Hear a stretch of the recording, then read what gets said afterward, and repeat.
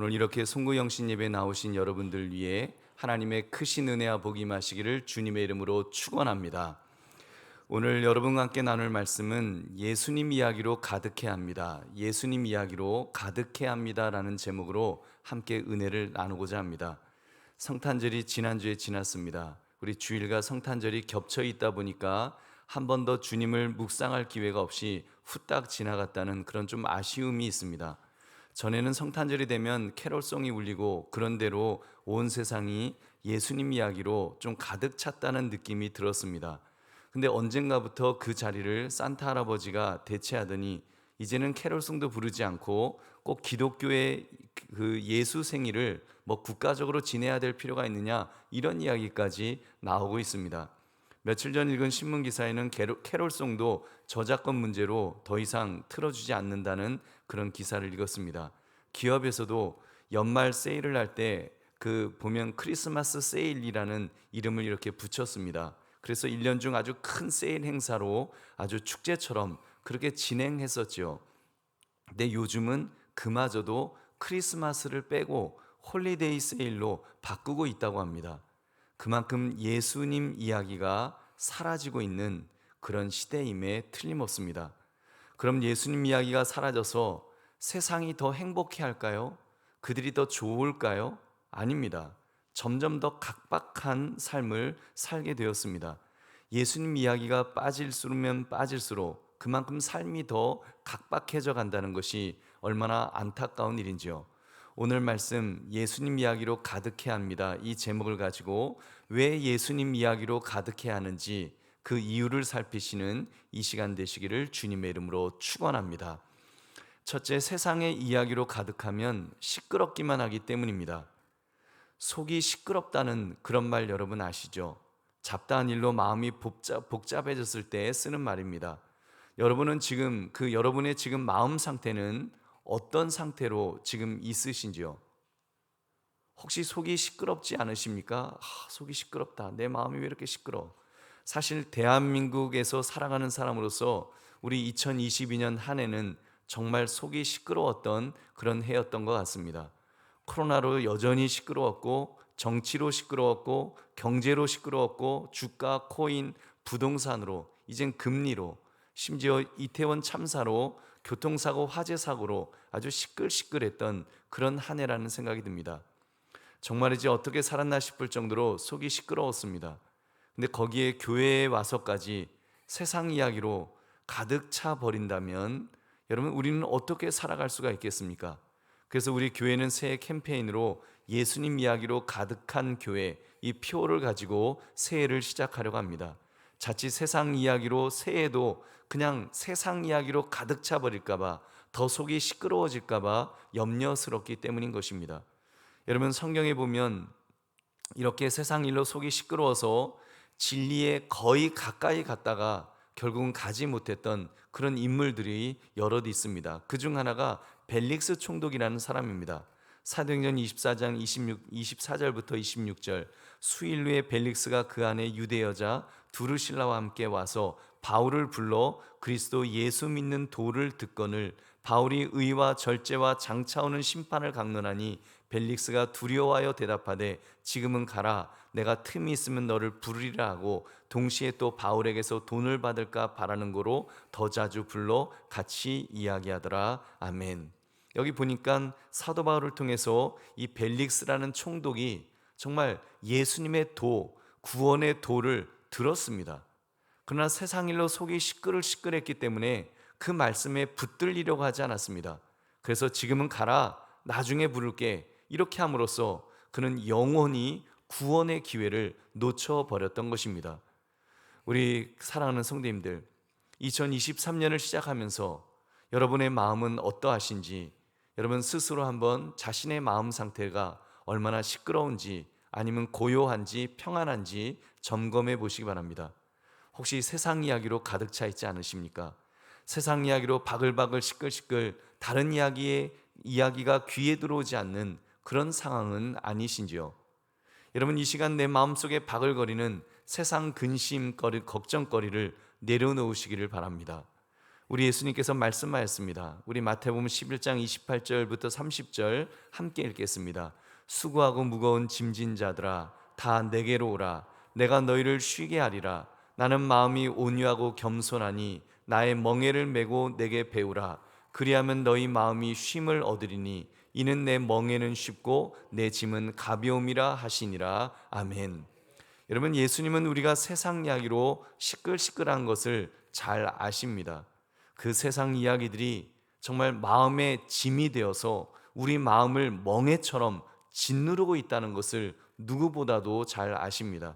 그렇기 때문에 말씀하시는 것입니다. 내려놓으라는 것입니다. 왜요? 세상 이야기라는 것이 점점 우리를 올가매니까요. 우리의 안식을 빼앗아가 버리기 때문인 것입니다. 그러므로 여러분, 우리의 마음을 시끄럽게 만드는 세상 이야기를 오늘 주님 앞에 모두 내려놓으시기를 주님의 이름으로 축원합니다. 두 번째, 예수님 이야기로 가득할 때 평안이 있습니다. 결국 주님께서 수고하고 무거운 짐진 자에게 하시는 말씀은 배우라는 것입니다. 인생의 짐을 우리가 다 내려놓고 살 수는 없지요. 우리가 뭐 다 내려놓고는 못 살잖아요. 어떻게 이 세상의 것을 다 내려놓겠습니까? 죽기 전에는 결코 내려놓지 못할 것입니다. 그럼 어떻게 해야 될까요?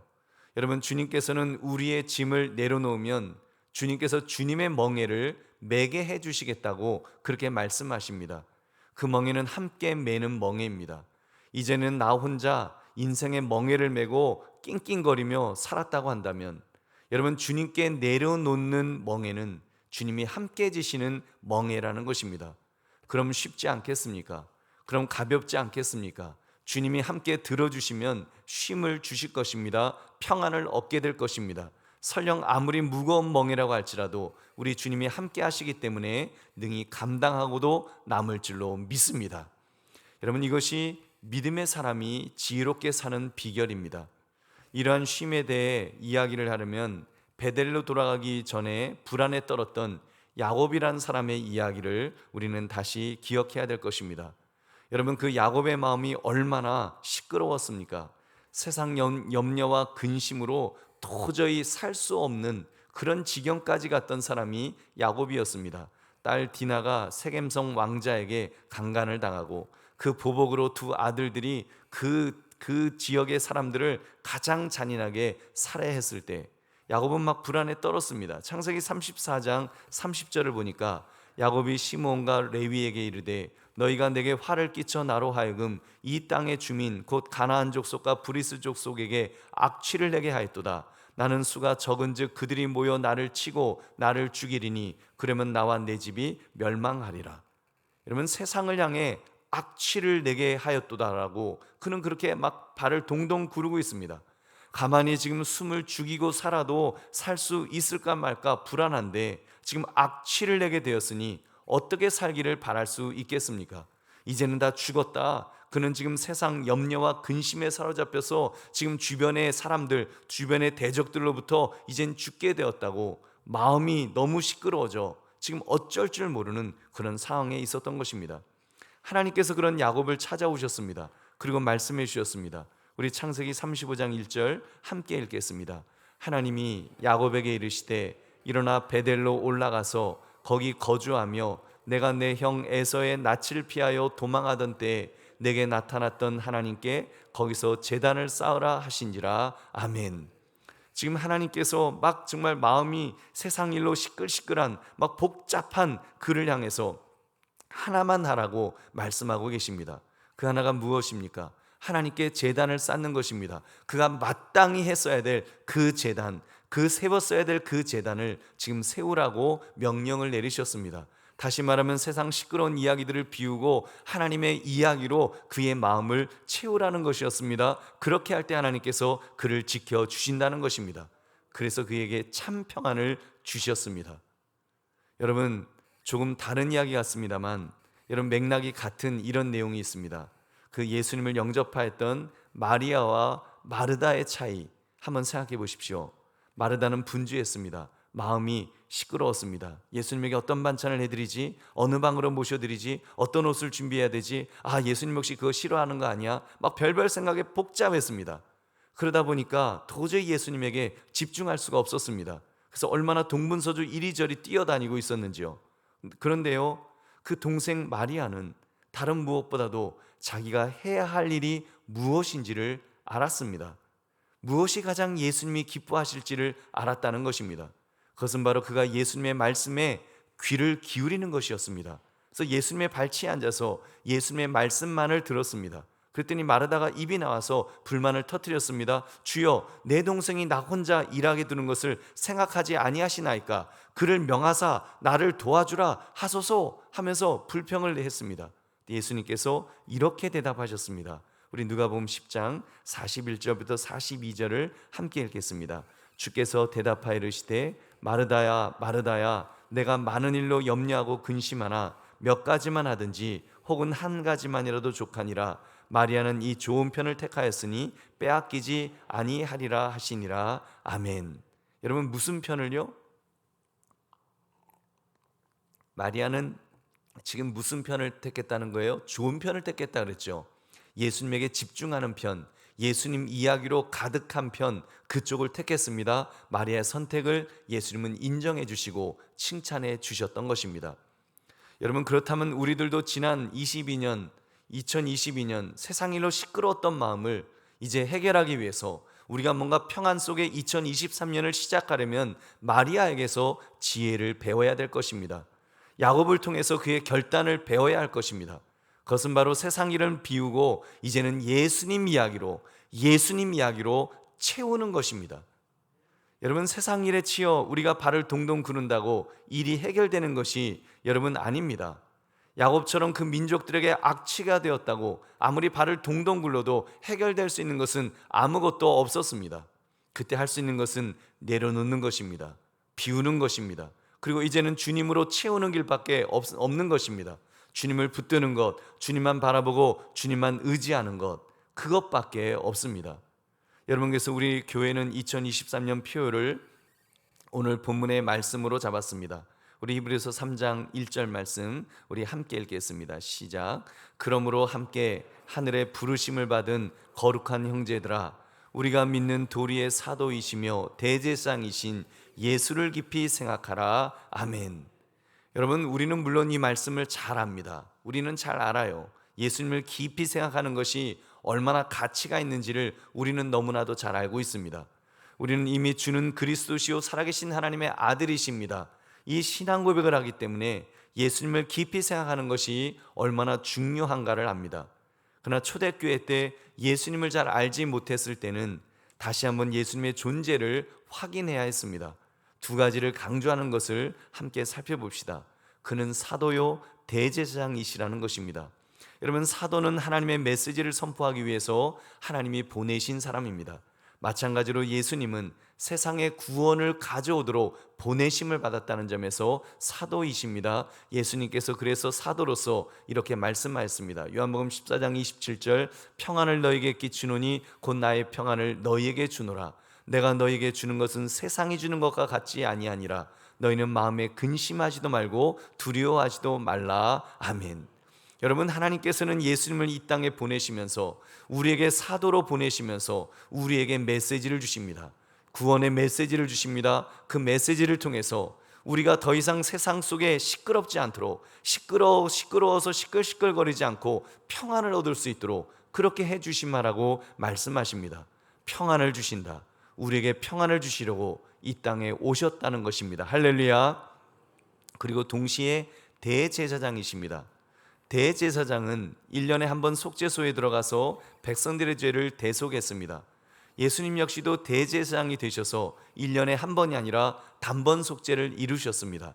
더 이상 그러한 대속의 과정에 필요 없도록 완전한 속죄를 이루신 것입니다. 그것도 스스로 제물이 되어 주심으로 영원한 속죄를 이루신 것입니다.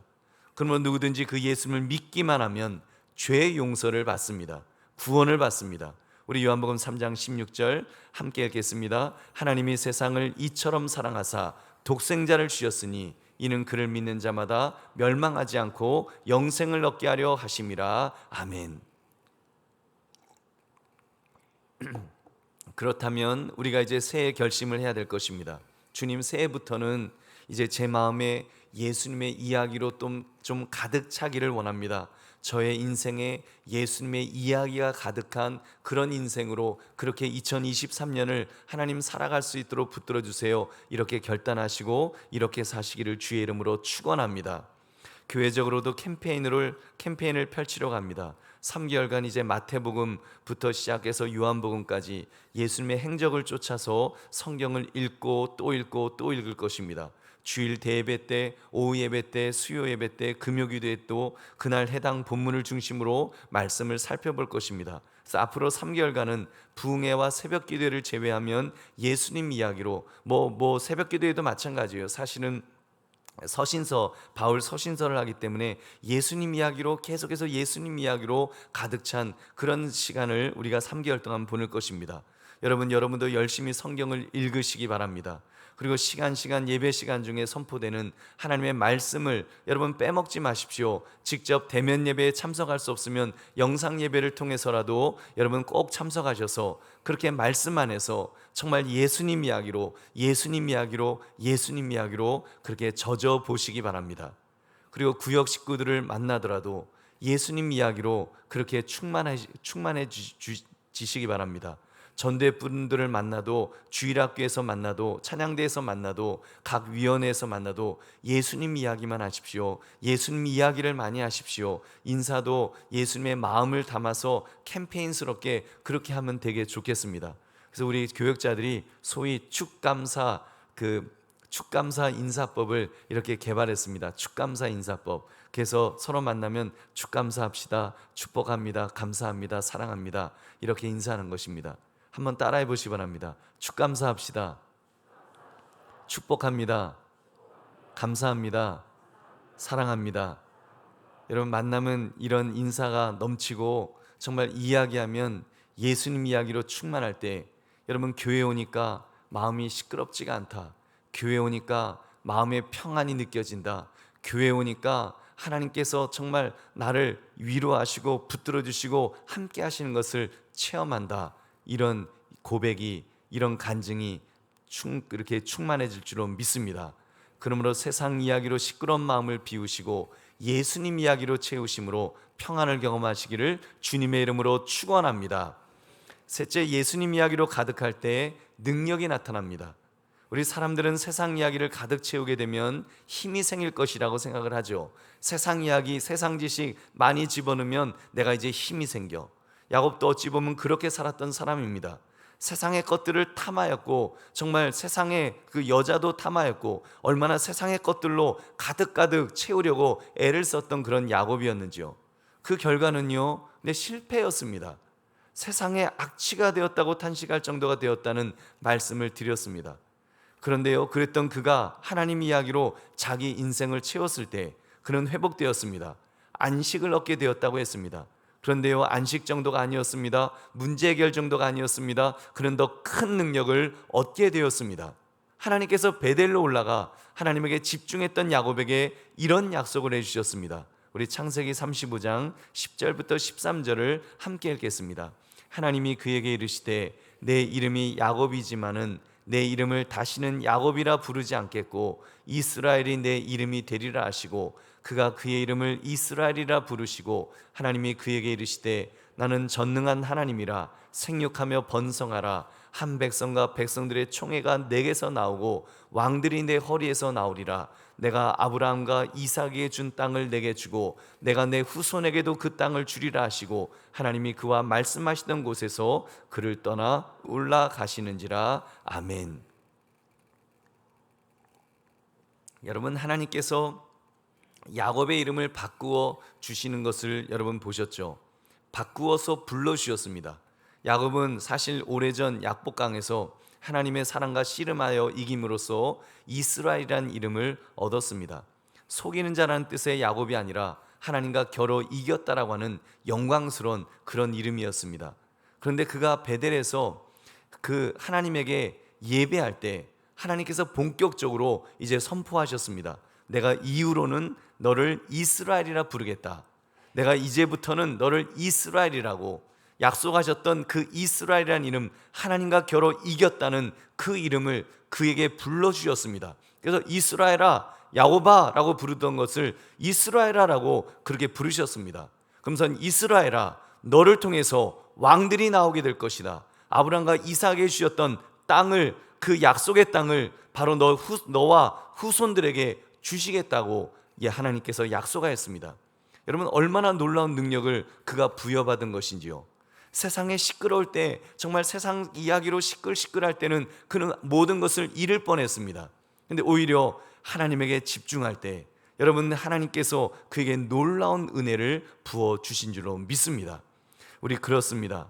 믿음의 사람은 이렇게 하나님의 능력으로 사는 사람입니다. 자기 힘만 의지할 때는 실패할 수밖에 없습니다. 그러나 하나님을 의지할 때, 하나님의 능력을 구할 때 승리합니다. 하나님께서 감당할 수 없을 만큼의 능력을 부어주실 줄 믿으시기 바랍니다. 하나님이 힘을 주시는 거예요. 우리 사랑하는 성도님들, 예수님 이야기로 가득하다는 것은 이제 그래서 인생의 주인을 바로 세우고 산다는 의미로 표현할 수 있을 것입니다. 잘 아시는 사사시대의 백성들, 여러분 사사시대 때 백성들 아시죠? 그들은 세상 이야기로 늘 시끄러웠습니다. 늘 머릿속이 시끌시끌했습니다. 그것을 가리켜서 성경은 그들이 왕이 없었다라고 그렇게 진단해 주었습니다. 그때 그들이 얼마나 힘들게 살아야 했던지요. 왕이 없었을 때 자기가 왕이 되어서 자기가 세상 온갖 것들을 다 짊어지고 그렇게 시끌시끌 살았을 때 그들이 얼마나 비참하게 살았는지요. 여러분, 그때 자기들이 모셔야 될 왕을 두지 않고 스스로 왕이 되어서 세상 속에 살아갈 때 오히려 힘을 잃었습니다. 대적들의 공격을 피해서 산꼭대기에 올라가서 숨어 살아야 됐고 굴 속에서 살아야 했습니다. 농사를 지어서 추수 때가 되면 대적들이 와서 다 빼앗아 갔습니다. 얼마나 비참한 그런 인생을 살았던지요. 그랬던 그들 이스라엘이, 여러분 이스라엘 역사에 가장 부강했던 적이 언제인지 아십니까? 다윗을 왕으로 모셨을 때였습니다. 여러분, 다윗이 누구입니까? 바로 메시아의 예표로 그림자로 여겨질 만큼 예수 그리스도 중심의 인물이었습니다. 그를 왕으로 모셨을 때, 그가 왕이 되었을 때 이스라엘은 가장 강력한 왕국을 이루어 힘을 썼습니다. 여러분, 그렇습니다. 결국 예수님 이야기로 가득하다는 말은 예수님을 주인으로 모시고 산다는 의미입니다. 예수님을 주인으로 모시게 되면, 여러분 예수님을 주인으로 모시면 어떤 일이 벌어집니까? 예수님이 주인이 되셔서 나를 다스리도록 여러분 주인의 자리를 내어 드리십시오. 그렇게 할 때 주님께서 역사해 주실 줄로 믿습니다. 여러분, 주님께서 이끌어 주시고 주님께서 세워 주시고 주님께서 힘을 부어 주실 것입니다. 그러므로 예수님 이야기로 가득할 수 있도록 예수님에게 집중합시다. 이번 2023년은 그렇게 예수님에게 집중하시기를 주의 이름으로 축원합니다. 이렇게 제가 예수님에게 집중하자 이렇게 말씀드리니까 여러분 아마 그렇게 질문하는 분도 계실 거예요. 목사님 어떻게 예수님에게만 예수님 이야기로만 집중하면서 그렇게 살 수가 있겠습니까? 제가 회사에서 일도 해야 하고요, 제가 논문도 써야 되고요, 보고서도 써서 내야 되고, 제가 할 일이 얼마나 많은데 그 일들 어떻게 예수님에게만 집중하면서 그 일을 할 수 있어요? 라고 물으실 것입니다. 여러분, 보고서 쓰십시오, 논문 쓰십시오, 숙제 내십시오. 예수님 이야기로 가득하다고 해서 예수님만 생각하라는 것은 아닙니다. 예수님과 함께 생각하라는 것입니다. 예수님과 함께 생각하는 것, 여러분 예수님과 함께 산다는, 예수님의 이야기로 가득 찬다는 것은 예수님과 함께 살기로 결단하는 것입니다. 요한계시록 3장 20절 우리 함께 읽겠습니다. 시작. 볼지어다 내가 문 밖에 서서 두드리노니 누구든지 내 음성을 듣고 문을 열면 내가 그에게로 들어가 그와 더불어 먹고 그는 나와 더불어 먹으리라. 아멘. 주님께서 나와 더불어 잡수시도록 내가 주님과 더불어 먹는 것입니다. 여러분, 내가 주님과 더불어 회사에 가는 것입니다. 내가 주님과 더불어 논문을 쓰는 것입니다. 내가 주님과 더불어서 보고서도 쓰십시오. 내가 주님과 더불어 운동하시고, 내가 주님과 더불어 반찬을 만드시고, 내가 주님과 더불어 살림하시기 바랍니다. 그럼 주님께서 함께 그 짐을 짊어지시겠다고 말씀하시는 것입니다. 여러분, 우리의 멍에가 가벼워질 수 있도록 주님께서 함께 져주신다고 약속하셨습니다. 우리가 넘어지려 할 때 주님께서 붙들어 주시겠다는 것입니다. 우리가 지쳐 쓰러지려고 할 때 주님께서 굳건하게 버텨 주시겠다는 것입니다. 우리가 아파 지쳐 있을 때 주님께서 대신 힘을 내 주신다는 것입니다. 우리가 눈물을 흘리며 슬퍼할 때 주님께서 위로해 주시는 것입니다. 우리가 속상하여 억울할 때 주님께서 대신 나서 주실 것입니다. 우리가 낙심하여 포기해야 할 때 주님께서 용기를 주시며 다시 시작하도록 힘을 주실 줄로 믿습니다. 여러분, 우리 그렇게 살자는 거예요.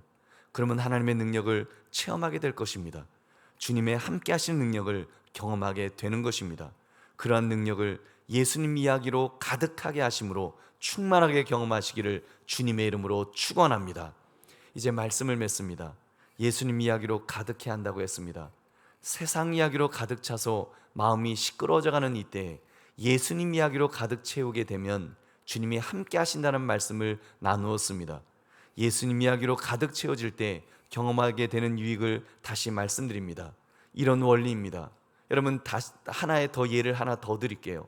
베드로가 주님을 바라볼 때 무리를 걸었던 것을 여러분 생각해 보십시오. 사람이 어떻게 무리를 걸을 수가 있겠습니까? 절대로 걸을 수 없습니다. 불가능한 일입니다. 그러나 베드로가 주님만 바라볼 때, 주님만 의지할 때 주님께서 나에게 와라 라는 말씀에 순종하고 주님 바라보면서 발을 물 위에 디뎠을 때 물에 빠지지 않았습니다.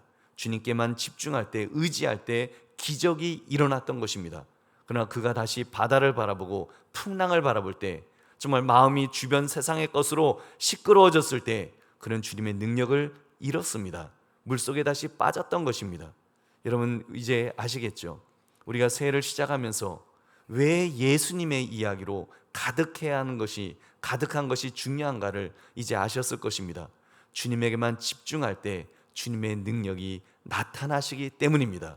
여러분, 주님의 이야기로 우리의 심령이 가득 차게 되면 여러분, 주님이 우리의 주인이 되으실 줄로 믿습니다.